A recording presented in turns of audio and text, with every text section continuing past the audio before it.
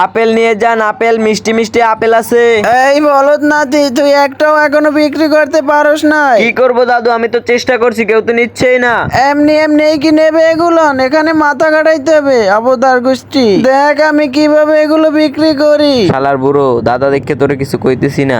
এই তোমাদের আপেল কত করে? আপা, আপেলগুলো 20 টাকা করে কেজি। কি বলছেন? 20 টাকা বেশি হয়েছে, আমি এগুলো নিব না।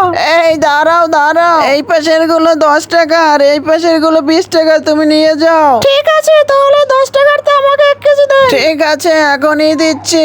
আপু, আপনি এগুলো খেয়ে দেখেন, অনেক মিষ্টি লাগবে। আরে দাদু, তুমি এটা কি করলে? 20 টাকা বিক্রি করতে বলছিলে, 10 টাকা কেন বিক্রি করলে? তুই ছোট মানুষ, তুই এটা বুঝবি না।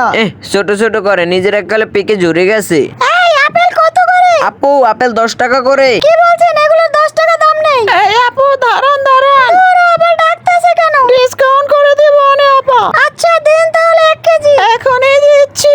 আপা, এই আপেলগুলো এত মিষ্টি হবে, আপনি খেয়ে খুব মজা পাবেন।